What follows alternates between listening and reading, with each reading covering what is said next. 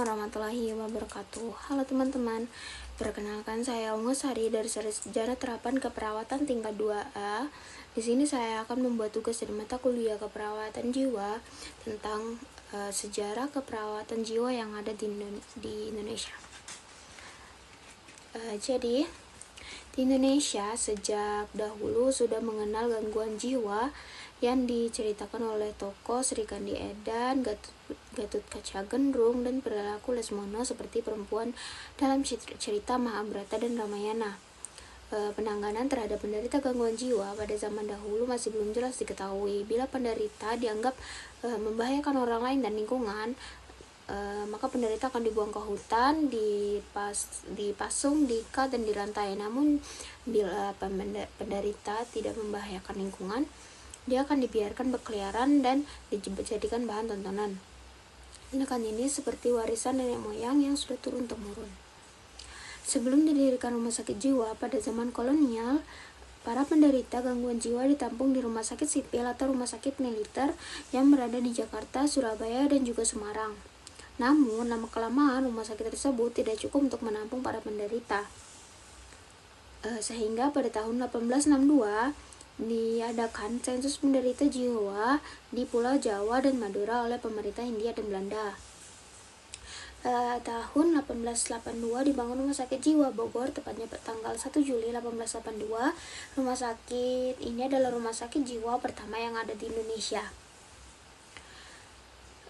Setelah itu, kemungkinan pada tahun 1902 dibangun Rumah Sakit Jiwa Lawang. Menyusul berikutnya adalah Rumah Sakit Jiwa Magelang pada tahun 1923 dan Rumah Sakit Jiwa Sabang pada tahun 1927. Semua rumah sakit dan fasilitas dibiayai oleh pemerintah Hindia dan Belanda. Namun sayangnya Rumah Sakit Jiwa Sabang hancur karena penggabungan sekutu pada Perang Dunia Kedua. Cara pengobatan yang dahulu sering digunakan adalah suntikan obat penenang, terapi mandi, pasien dijemur di panas matahari, dan isolasi, dan penjagaan custodial care. Namun sejak tahun 1910, penjagaan yang diberikan tidak terlalu ketat, dan pada tahun 1930 telah diterapkan terapi kerja seperti menggarap tanah, membersihkan alat makan, juga membersihkan lantai.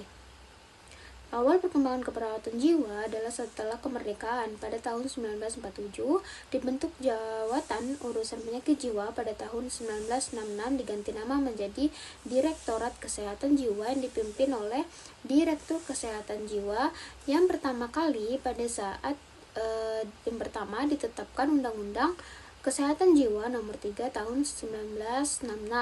Yang kedua, berdiri Badan Koordinasi Rehabilitasi Penderita Penyakit Jiwa atau yang sering disebut dengan BKB PPJ. Yang ketiga, tahun 1971, pembinaan suatu sistem pelaporan yang diolah dengan menggunakan komputer. Yang keempat, pada tahun 1973, PPDGJ di Indonesia pertama kali. Yang kelima, integrasi kesehatan jiwa dalam pelayanan kesehatan puskesmas. Mulai didirikannya sanatorium jiwa di berbagai tempat seperti rumah sakit serta Karolus di Jakarta dan rumah sakit Gunung Muria di Minahasa, dan didirikan pusat kesehatan jiwa masyarakat di Jakarta dan Surabaya.